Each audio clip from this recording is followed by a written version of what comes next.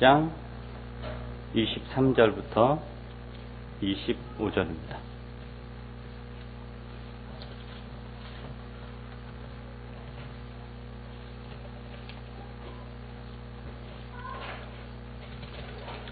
제가 읽겠습니다.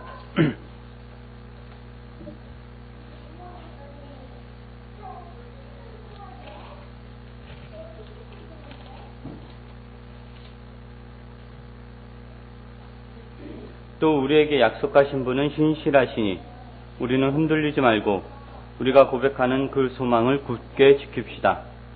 그리고 서로 마음을 써서 사랑과 선한 일을 하도록 격려합시다. 어떤 사람들의 습관처럼 우리는 모이기를 그만하지 말고 서로 격려하여 그날이 가까워 오는 것을 볼수록 더욱 힘써 모입시다. 이제 앞으로 몇 주간은 교회에 관한 설교를 하려고 합니다. 새로운 특별한 그런 새로운 설교는 아닙니다.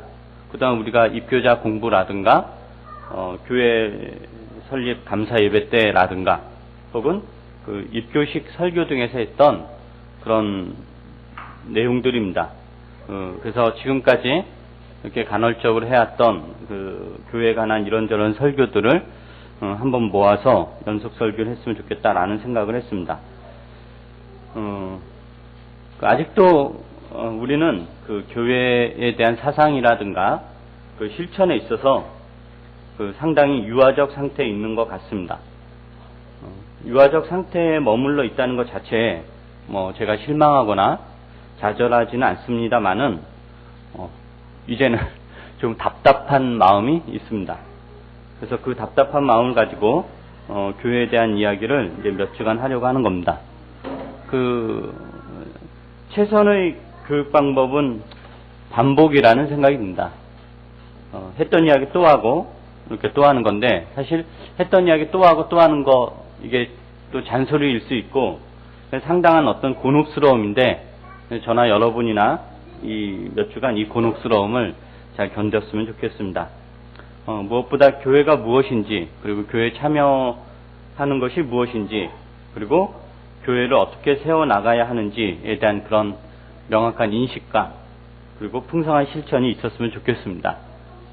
물론 이럴 때는 항상 들어야 될 사람들이 안 오고 그래서 좀 그렇지만, 그래도 어쨌든 있는 분들, 지금 나오신 분들이라도 좀 다시 한번 이런 새로운 계기를 삼는 그런 게 되었으면 좋겠습니다. 그래서 오늘은 우리 교회의 그 설립이 어떤 배경을 가지고 있는지, 그리고 지금 어떤 위치에 있는지, 그리고 이 위치에서 우리가 무엇을 해야 하는지에 대한 이야기를 하려고 합니다. 사실 이 설교는, 오늘 하는 설교는 그 작년 1월 달 첫째 주에 교회 설립 감사 예배 시에 했던 것입니다. 근데 작년 초에 했던 설교를 그대로 오늘 이 시간에 다시 반복해야만 하는 그 이유에 대해서는 제가 말하지 않아도 잘 아실 것입니다. 잘 들어주시기 바랍니다. 교회가 설립된 지 횟수로 이제 5년이 지났습니다. 굉장히 많이 지난 것 같은데, 사람 나이로 따지면 5살이라고 할 수 있습니다. 근데 5살이면 아직까지는 어린 나이죠. 여기 있는 애들처럼. 분별력도 없고, 분별력도 잘 없고, 또 부모의 도움 없이는 살 수 없는 그 연령입니다. 그러나 이제 5살은 또 갓난아이, 방금 태어난 아이와는 많이 다르죠. 갓난아이는 앞뒤 분별도 못하고 좌우 분별도 못하지만, 그래도 5살이면 어느 정도 눈치도 생기고, 분별력, 그러니까 어느 정도 분별력도 희미하게만 할 수 있고, 또 부모가 무엇을 좋아하는지 무엇을 싫어하는지 그것을 알 수 있고, 그래서 희미하게나마 옳고 그름에 대한, 무엇을 해야 되고 무엇을 하지 말아야 되는 그런 분별력이 생기는 나이입니다. 그래서 갓난 아기 시절을 지난 그 아이들 시절에 사실 제일 중요한 것은 그 아이가 얼마나 똑똑하느냐, 얼마나 한글을 잘 읽고 얼마나 영어를 잘하고 이런 것에 있는 것이 아니라 그 아이의 이제 평생을 좌우하게 될 어떤 그 버릇을 제대로 드리는 것입니다. 근데 그 버릇 들이기가 사실 뭐 다른 뭐 한글을 가르치고 영어를 가르치고 이런 것보다 사실 매우 더디고 힘들고 또 가시적인 효과는 별로 없기 때문에 지루한 작업일 수 있지만 그 버릇 들이기는 그 아이의 일생을 위해서는 무엇보다 중요한 것입니다.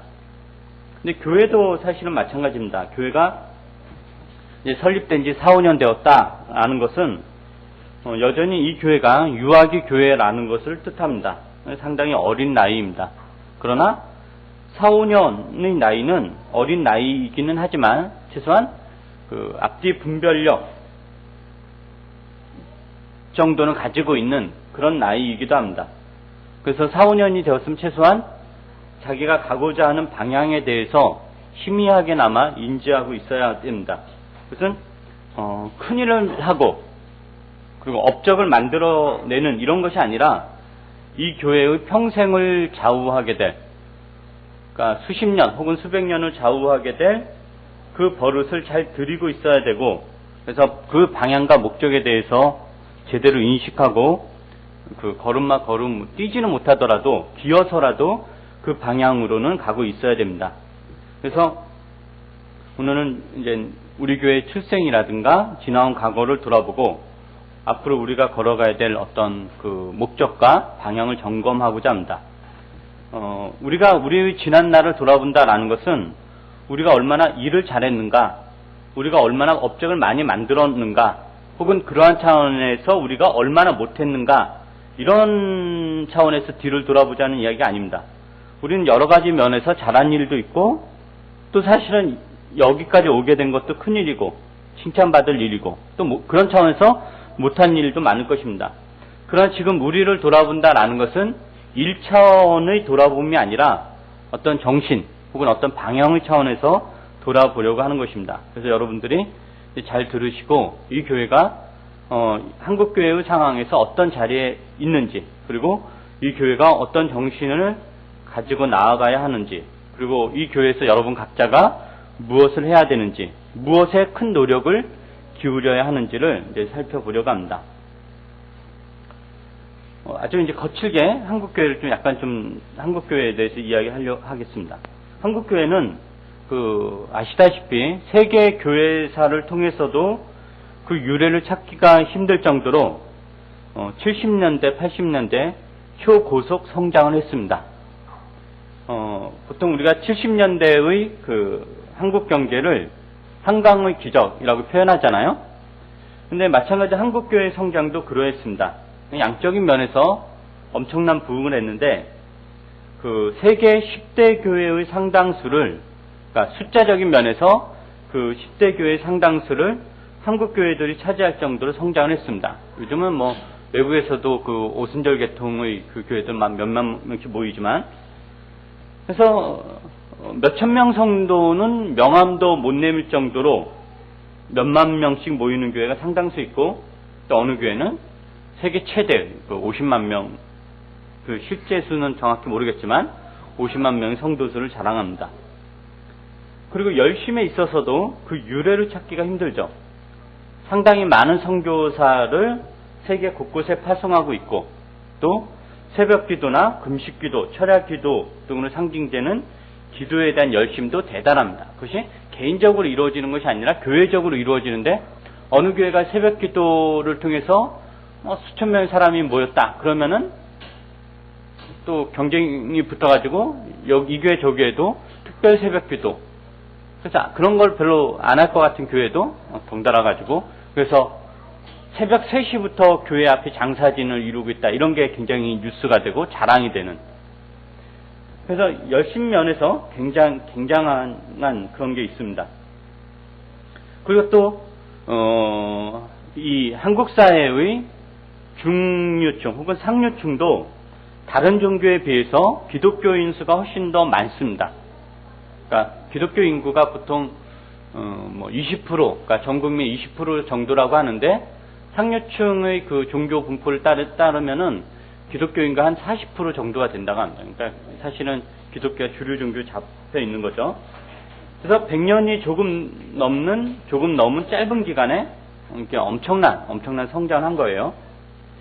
그러나 이러한 고속 성장의 이면에는 매우 어두운 면이 있고, 그 고속 성장의 끝과 더불어 그 어두운 면이 사실 전체를 잡아먹는 그런 불행한 일이 한국교회에 발생했습니다.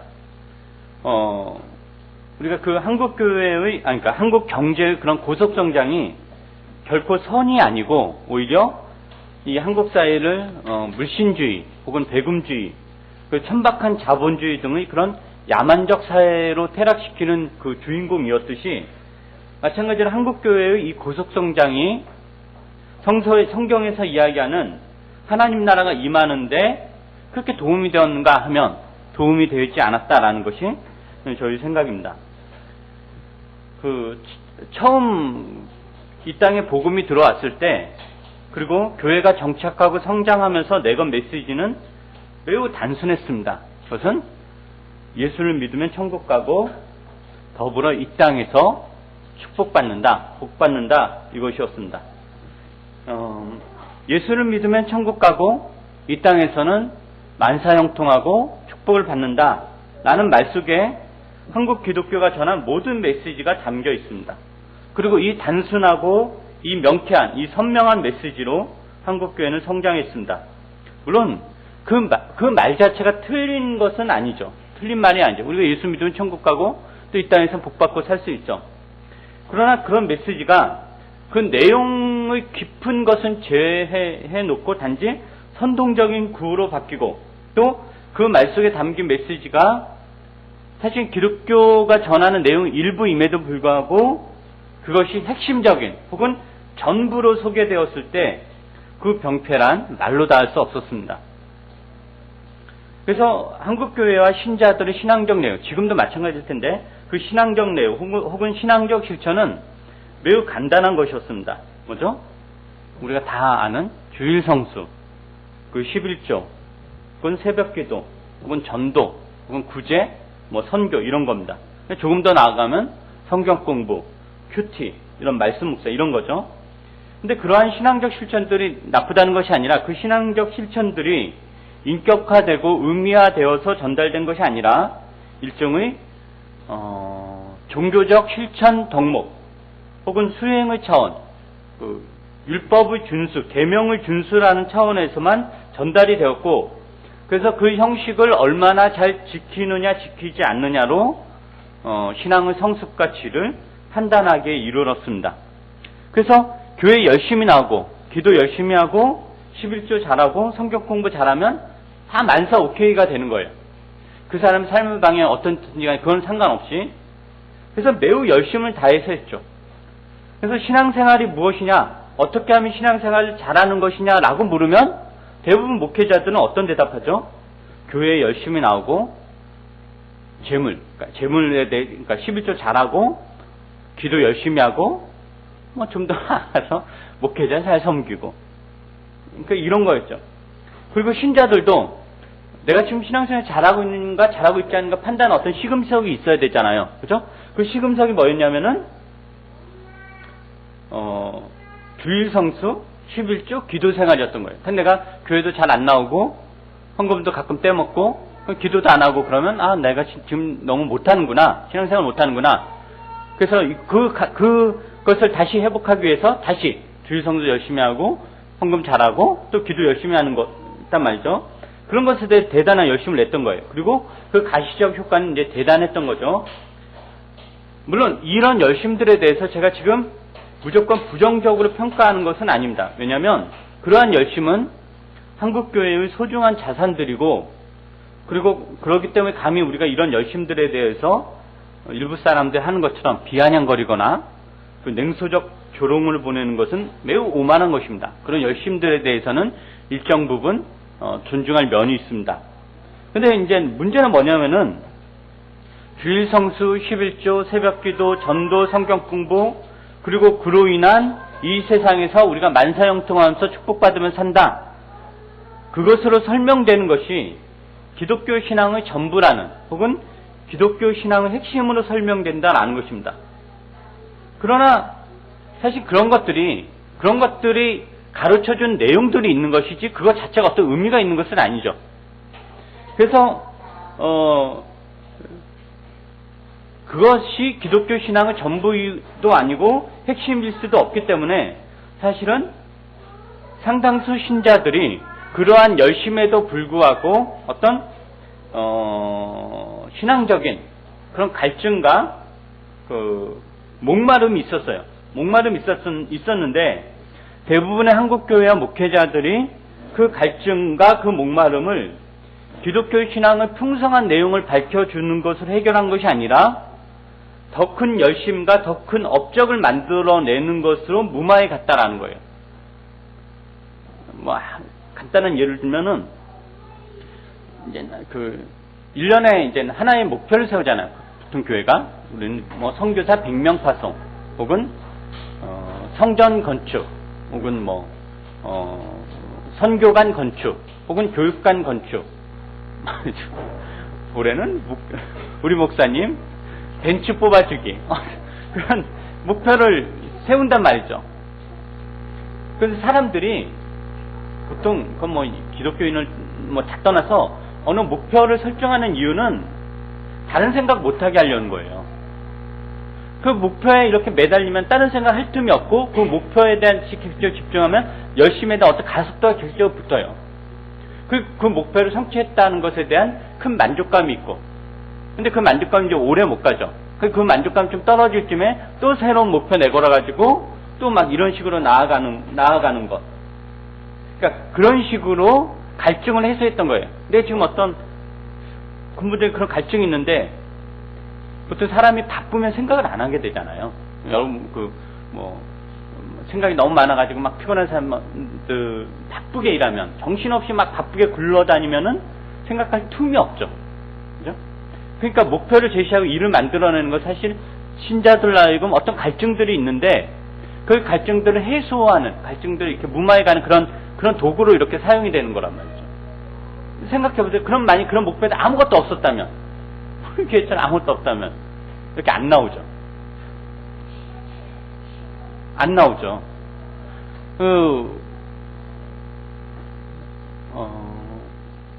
교회 사람이 끊임없이 이렇게 그래도 발붙는 이유는 뭐냐면은 교회가 계속 그것이 모임이든 뭐든지 간에 계속 뭐 만들어내야 돼요.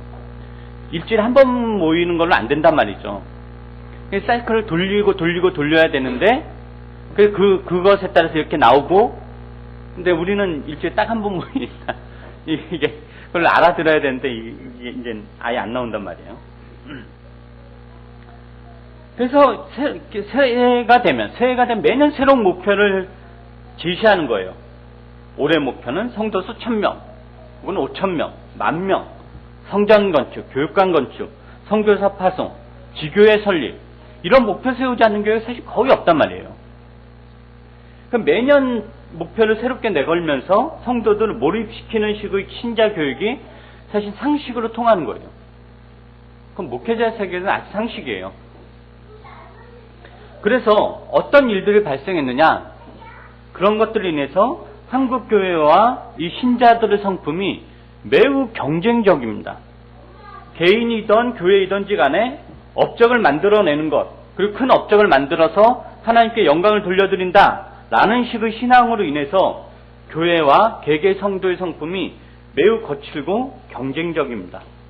그리고 사실 물론 이것은 교회만의 특징이 아니죠. 한국 사회 전반적인 어떤 특징이기도 한데, 과도하게 거칠고 경쟁적인 게 한국 사회 전반적인 특징인데, 근데 문제는 그러니까 교회의 경우에는 이런 경쟁이 소위 거룩하다고 하는 종교적 영역, 즉 누가 더 전도를 많이 하는가, 누가 기도를 더 많이 하는가, 어느 교회가 선교사를 더 많이 파송하는가, 어느 교회가 더 새벽 기도에 사람이 몰리는가, 누가 더 성경을 많이 읽는가, 누가 더 성경 지식을 많이 알고 있는가, 누가 더 많이 헌금을 하는가, 누가 더 많이 사랑을 하는가, 어느 교회의 예배당이 더 크고 아름다운가, 어느 교회가 하나님을 더 많이 사랑하고 하나님께 더 많이 영광을 돌리는가 라는 내용을 가지고 하는 경쟁이기 때문에 교회와 성도들에게 어떤 것을 작용하냐면은 그 경쟁을 정당화할 수 있는 명분이 주어진다는 거예요.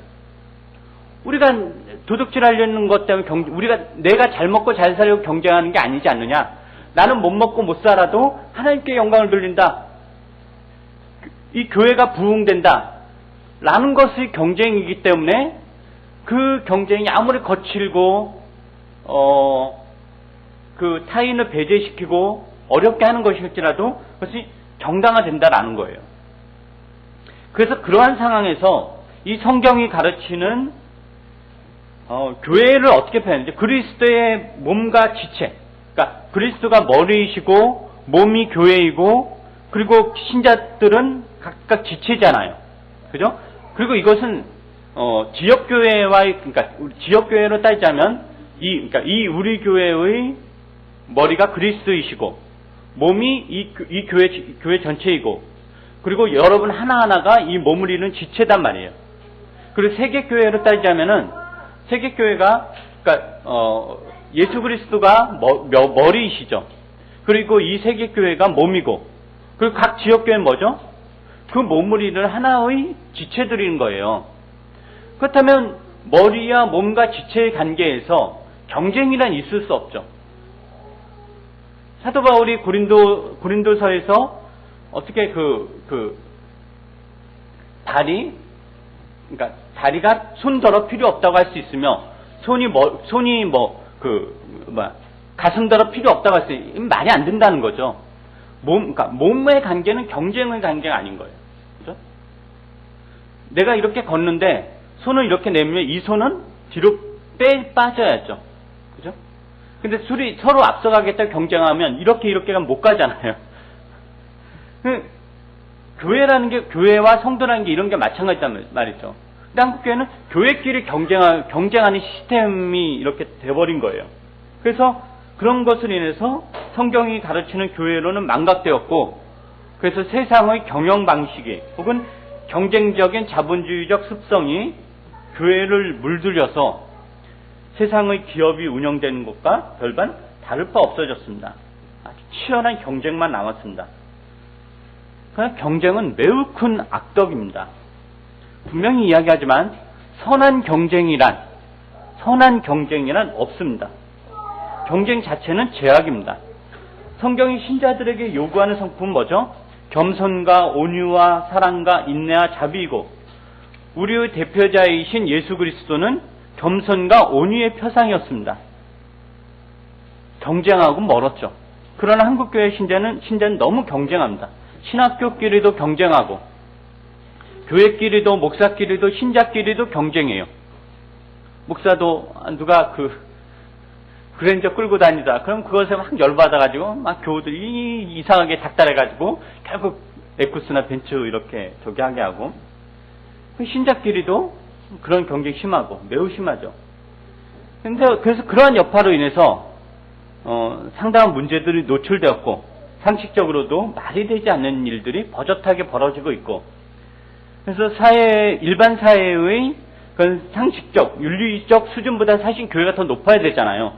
높아야 될 교회가 오히려 이 사회의 수준, 상식선보다 훨씬 더 저급한 일을 자행하고 있고 그럼에도 불구하고 부끄러워하지 않고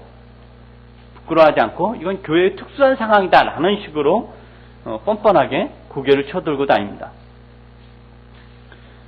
그게 이제 전반적인 상황인데 이제 거칠게 표현하자면 그래서 우리 교회 설립은 그러한 한국교회의 상황에 대한 반발로 생긴 것입니다. 사실 우리 교회가 설립되기 전에 교회 이 설립 멤버들이 대략 2년 정도 같이 성경 공부를 했습니다. 동대문 이대병원에서 성경 공부를 했는데 구성원들이 대부분 교회에 다니던 사람들이었고 그 교회가 지금 이야기했던 한국교회 그러니까 모든 면에 문제점이 있다는 건 아니겠지만 어느 정도 그런 문제점이 있고 말씀의 갈급함도 채울 수 없는 상황에서 이제 저에게 성경 공부를 부탁해서 이제 모임이 시작이 되었죠. 그래서 한 2년 정도 성경 공부를 공부하면서 그 상황, 그러니까 다니고 있던 기존 교회 상황은 여전하고 그리고 말씀 공부는 교회가 아닌 다른 곳에서 받는 그런 비정상적인 상황이 이렇게 지속되는 것이 옳지 않다라는 그런 생각들이 들었고 그래서 교회 설립의 필요성이 대두되었고 여러 가지 좀 과정들을 통과해서 이 교회를 설립하게 되었습니다. 물론 이제 그 멤버들 중에서 기존 교회 계속 다니기로 그러니까 기존 교회 계속 남아있기로 한 분도 있었고, 그러니까 뭐 기존 교회 계속 남아있던 새로 교회를 설립하기로 했던 간에 뭐 옳고 그름에 대해서 우리가 이제 감히 이야기할 수 없죠. 어쨌든 다들 최선의 선택을 한 건데, 어쨌든 우리는 그 하나님의 인도를 믿으며 이 교회를 설립했습니다. 그리고 교회를 시작할 때 흔히 갖기 마련인 어떤 꿈이나 목표가 없었고, 소위 말한 교회의 청사진이라는 게 없었습니다. 우리는 처음에 우리가 매우 약하다는 것을 인정했고, 우리가 갓난아이다라는 것을 받아들였습니다. 그리고 우리가 기존 교회에 대한 어떤 불만으로, 그 대안으로 교회를 설립했지만, 그렇다고 해서 우리 교회의 정당성을 기성교회와의 차별화를 통해서 찾지도 않았습니다. 기성교회와 우리는 다르다라는 차원의 어떤 오만방자한 그런 짓을 굳고 피했죠. 물론 외부의 시각은 저 교회는 다른 교회와 다르다라는 시각을 보냈지만, 그런 시각을 우리가 받을 때마다 굳고 우리가 아니다 우리는 다른 교회와 별반 다를 바 없다라는 그런 이야기를 많이 했던 것 같습니다. 왜냐하면 우리는 우리 교회가 어떤 특출난 교회가 아니라 2000년, 그러니까 주님께서 2000년의 교회사를 통해서 역사하신 것, 그리고 현재 세계에서 다양한 모습의 교회를 통해서 하나님이 당신의 나라를 드러내신다라는 것을 믿기 때문에 우리 교회도 하나님의 그런 일하심, 2000년의 역사, 그리고 이 수많은 세계교회 속에서 일하시는 그 하나님이 설립하신 하나의 교회다라는 것을 기꺼이 받아들였던 거죠. 그래서 우리는 처음부터 우리 교회의 어떤 독특함, 그러니까 우리 교회의 어떤 독특성 혹은 다른 교회와의 어떤 차별화를 통해서 우리 교회의 정당성을 주장한 것이 아니라, 즉 우리 교회는 너희 교회와 다르다, 우리 교회는 너희가 갖지 않은 어떤 다른 것이 있다라는 식으로 이 교회의 정당성을 주장한 것이 아니라, 그런 거는 상관없이 그저 하나님의 말씀을 잘 듣고 그 말씀대로 살고자 하는 것 이외에는 다른 목표를 두지 않기로 했고, 그 방향대로 애써 나갔습니다. 사실 제가 그 교회 이제 많은 설교를 통해서 한국 교회의 어떤 문제점들 많이 지적을 했어요. 그러나 그것은 우리의 문제였고, 우리 교회와 우리 자신을 돌아보고자 하는 것이었습니다. 그 자본주의적 질서와 습성에 물든 한국교회, 그리고 개인적이고 너무 개인적이고 경쟁적인 그런 한국교회 신자들에서 많은 질타를 설교 시간에 했었는데, 그것은 사실 거기가 대상이 아니라 우리가 어린 아이들이었잖아요. 어린 아이들이라고 할 수 있는 우리들이 어떻게 살아가야 되는가, 어떤 방향으로 가야 되는가에 대한, 그러니까 부정적인 차원에서 언급했던 설교였던 것입니다. 그래서 제가 이런 이야기를 그 설립 초반에 자주 했죠. 우리 교회 설립 초반에 신앙이 무엇인가에 대한 이야기를 할 때 부정적인 차원으로 언급을 많이 했습니다. 교회에 나오는 것이 신앙이 아니다. 전도하는 것이 신앙이 아니다. 예수 믿는다고 떠벌리는 것이 신앙이 아니다. 예배 잘 드리는 것으로 신앙의 내용을 삼지 말라.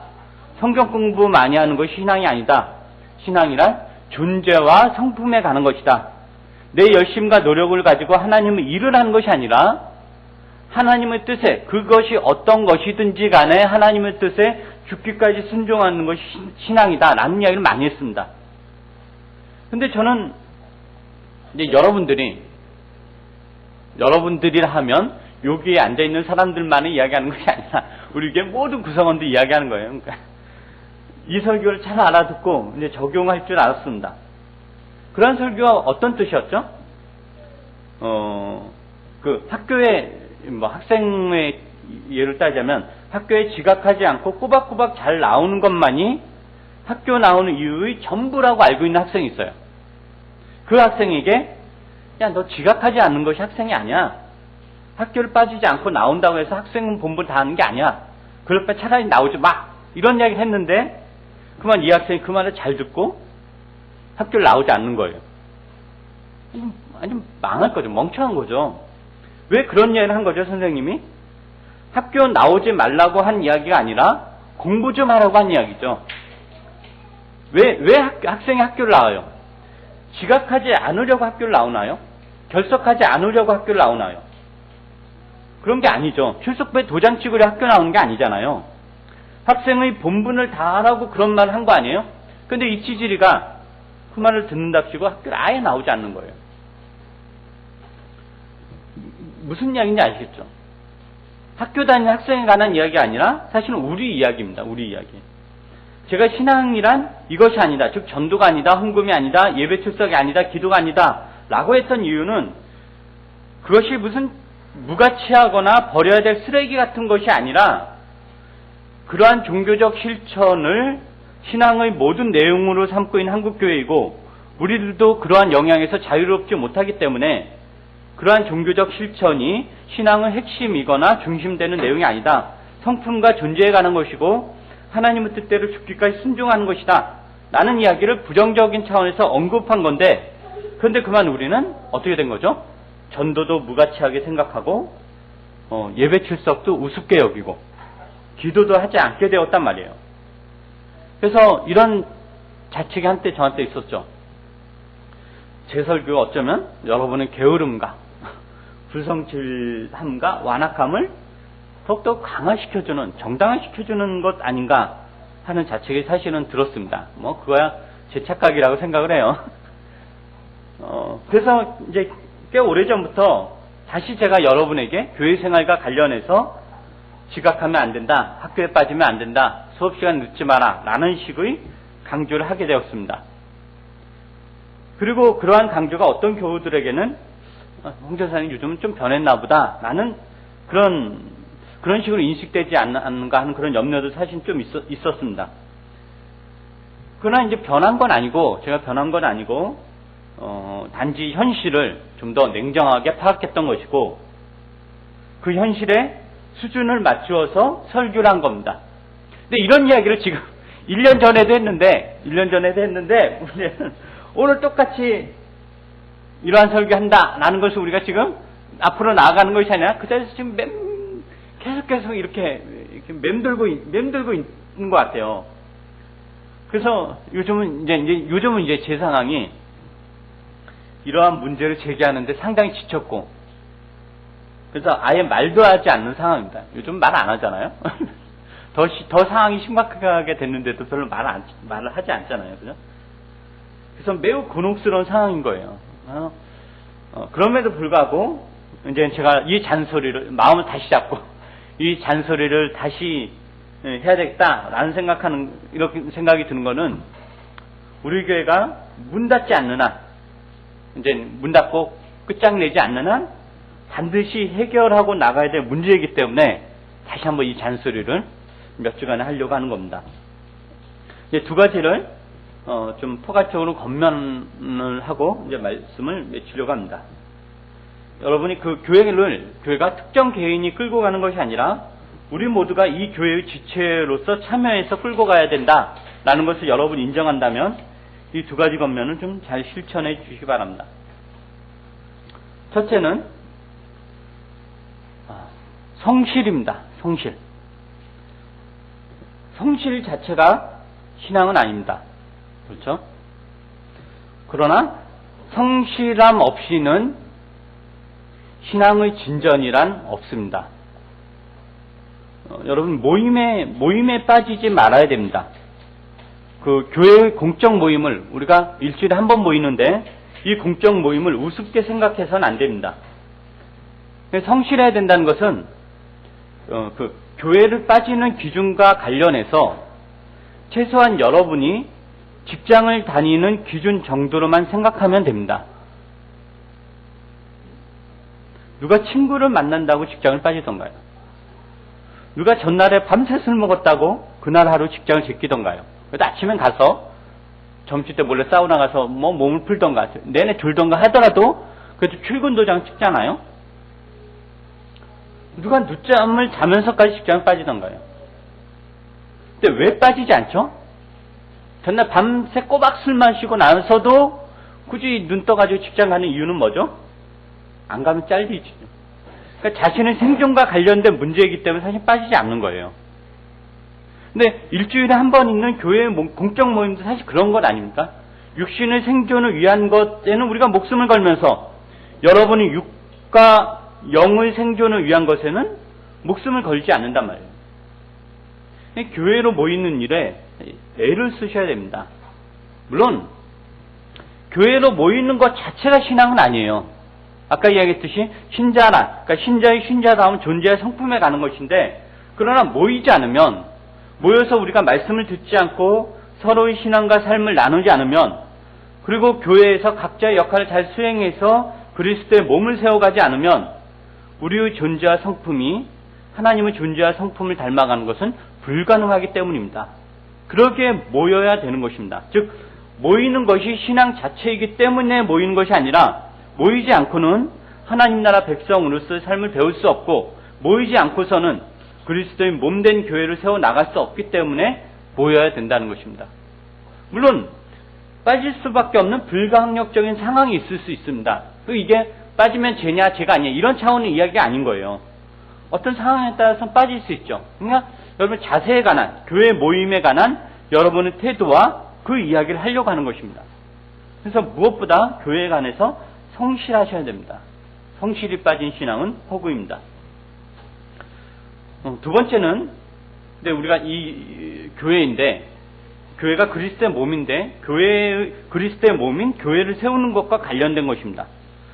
우리 교회가 지금까지 매우 강조했던 것은 교회의 공동체성입니다. 경쟁하지 않고, 이기적인 마음을 품지 않고, 각자 맡은 역할과 위치에서 그리스도의 몸을 세워나가는 것에 대한 이야기를 제가 많이 했습니다. 틈틈이 우리 교회가 지향하는 교회론에 대한 이야기 할 때도 많이 했죠. 많은 언급을 했죠. 근데 그러한 가르침이 우리가 이제 말로만 그치는 것이 아니라, 그러니까 교회는 그리스도의 몸이고 우리는 그 지체다, 그리스도는 머리다, 이런 가르침을 했잖아요. 근데 그 가르침이 말로만 그치는 것이 아니라, 이론으로만 그치는 것이 아니라 교회의 실생활을 통해서 드러날 수 있도록 여러 가지 장치를 두었어요. 우리 교회가. 그 장치가 뭐냐면 별거 아니에요. 예배 후에 말씀 묵상과 일상 나눔을 하는 것, 그리고 교회 홈페이지를 통해서 서로의 삶을 나누는 것, 헌금자 명단을 발표하지 않는 것, 그리고 어느 한 사람에게 교회의 모든 일을 맡기지 않는 것, 그리고 목회자나 어떤 특정 개인에게 교회의 권력이 집중되지 않기 위해서 우리가 애를 쓰는 것, 그래서 2달마다 공동회의를 통해서 모든 걸 결정하는 것, 그리고 교회의 식사 준비를 돌아가면서 하는 것, 2달에 한 번 있는 공동 식사 시 각자 음식을 준비해서 나누어 먹는 것, 그리고 교회 처소 관리하는데 뭐 한두 사람만 청소하는 것이 아니라 다 같이 역할에 따라서 청소하는 것, 이런 것들은 그냥 있는 것이 아니라 우리 교회가 지향하는 교회론을 기초로 해서 나오는 거예요. 그래서 그것은 단순히 청소를 한다, 단순히 식사를 한다, 단순히 서로 신변잡기 나눈다라는 차원이 아니라 그리스도가 머리 되시고 그의 백성들이 지체가 되어서 한 몸을 이루는 이 교회를, 즉 우리 교회라는 이 지역 교회를 그러니까 이 지역 교회 현실에서 그리스도의 몸을 세워 나가기 위한 가시적 실천들인 거예요. 그건 매우 중요한 거예요. 그래서 사실은 우리가 모여서 말씀 묵상하고 서로 일상 나누고 서로 기도 제목 나누고 혹은 청소를 같이 하고 같이 식사 준비하고 이런 것들은 선교사를 수백 명 파송하는 것, 교육관을 짓는 것, 이 사회에 어떤 영향력 있는 발언을 하는 것, 구제를 하는 것보다 훨씬 더 중요한 일이단 말이에요. 그것을 여러분이 목회자나 목양위원회만 맡기지 않고 모두가 각자의 위치에서 최선을 다해 주어야 하는 것, 그것으로 교회는 세워지는 것입니다. 이 2가지 겉면 여러분이 기억을 해 주시기 바랍니다. 교회의 모임과 일에 관하여 성실할 것을 겉면하고, 또 교회를 세워가는 일에 각자의 위치에서 최선을 다해 주시기 바랍니다. 묵상 나눔, 일상 나눔이라든가 식사 준비라든가 청소라든가 홈페이지를 통한 그런 나눔 등에 애를 써 주시기 바랍니다. 아까 했던 이야기 좀 부연해서 이야기하면은 우리 교회는 사실은 모이기가 힘든 구조이긴 맞습니다. 왜냐하면 보통 교회는 일주일에 한 번 다 모이기 위한 장치들을 여러 가지 일들을 통해서 막 금을 엮듯이 해가지고 다 만들어 놓고 교회로 중심으로 생활할 수밖에 없거든요. 그 주중에 개쪽은 나와야 되고. 근데 우리는 그렇게 안 하기로 했으니까, 그리고 그렇게 하려고 해도 그런 상황이 전혀 안 되니까 결국 일주일에 한 번 만나는 건데, 그 일주일에 한 번 만남이 연속성이 있기 위해선 사실 여러분이 주중에 서로 교제를 나누고 서로 이렇게 소통이 있어야 되는데, 소통이 있어야 되는데 저는 안 하잖아요. 그죠? 저부터 다 서로 안 하잖아요. 그러면 고작 그나마 이제 우리가 서로 소통을 나눌 수 있는 게 교회 홈페이지다 말이죠. 그래서 다들 인터넷 사람들 한두 사람 빼놓고 다 하니까 초반에는 좀 잘 되는데 요즘은 더 안 되잖아요. 그건 안 되는 이유가 여러 가지 이유가 있겠죠. 그 중에 하나가 이제는 각자의 그 홈페이지를 가지고 있어서 각자의 그 미니 홈페이지, 그러니까 각자 자기가 이야기할 공간이 있으니까 너무 이쪽에 또 교회 홈페이지에 이렇게 많이 소홀하게 한단 말이죠. 근데 그것을 사실은 하셔야 돼요. 근데 그러니까 몇몇 열심히 있는 사람, 한두 사람이 하다가 또 안 하게 되는 거는 뻘쭘해서 자기만 올리면 또 계속 올리게 되면 뻘쭘하고. 그래서 제가 한 가지 좀 제안을 하자면은 온 교우들이 교회 홈페이지에 그 카페울에 일주일에 한 번 정도만 올려도 사실 굉장히 풍성해질 거예요. 일주일에 한 번. 맨 지금은 한 2주에 한 번 올라오나. 거의 한 주에. 그것도 이제 알림사항이 있을 때나 거의 안 올라오잖아요. 근데 오늘인가 어제는 안교와 홍성훈 형제님이 오랜만에 일상 나눔을 해주셔가지고 그랬는데, 최소한 내가 일주일에 한 번 정도는 이렇게 올리겠다라는 어떤 의무감, 성실함 가지고 올리겠다 그러면은 어떻게 보면 교회 홈페이지가 조금은 더 풍성해질 거고, 이게 주일날 모이는 게 조금은 어떤 힘이 될 것 같다라는 그런 생각이 듭니다. 어쨌든 이러한 기본들을 우리가 잘 실천할 때 우리는 건강한 교회와 신자들로 자랄 것입니다. 아직 어려서 우리가 실수도 많고 넘어지는 것도 많고 그리고 사실 투정도 많지만 이 방향만큼은 잊어버리지 않기를 바랍니다. 기도하겠습니다. 하나님, 우리 주 예수 그리스도를 통하여 교회를 허락하시고 우리를 그리스도가 머리 대신 교회의 한 지체들로 붙여주셨습니다. 몸이 건강하게 자라기 위해서는 각각의 지체가 서로 경쟁하는 것이 아니라 각각의 지체가 그 맡은 역할을 최선을 다할 때 건강한 몸이 되듯이 주께서 이 교회를 이곳에 허락하시고 이 교회를 통하여 하나님 나라 풍성하게 드러내실 텐데 우리가 그 역할들을 각자의 이 맡은 역할들을 잘 감당할 수 있도록 도와주시옵소서. 무엇보다도 모든 지체들에게 성실함의 덕목을 허락해 주시옵소서. 그리고 그 성실함의 덕목 속에서 각자 맡은 역할들을 또 이 교회를 세워 나가는 데 있어서 해야 될 일들을 잘 수행해 나갈 수 있도록 도와주시옵소서. 하나님이 우리에게 어떤 세상에서 보란듯이 큰 일을 요구하시는 것이 아니라 어떤 물리적인 큰 영향력을 요구하시는 것이 아니라 이 교회를 그리스도의 건강한 몸으로 만들어 나가는 것, 그것을 요구하시고 또 그렇게 하기 위해서 우리에게 어떤 큰 힘이 소유되는 것이 아니라 우리가 조금만 더 열심을, 조금만 더 성실하면 충분히 가능하다라는 것을 확인하오니 우리의 게으름을 용서하시고 다시 한번 부지런과 열심을 허락해 주시옵소서. 그래서 이 교회를 통해서 여러 사람들이 구원의 대열에 참여하게 하시고 이 교회를 통해서 하나님 나라를 풍성하게 경험할 수 있도록 도와주시옵소서. 감사드리며 예수님 이름으로 기도드립니다. 아멘.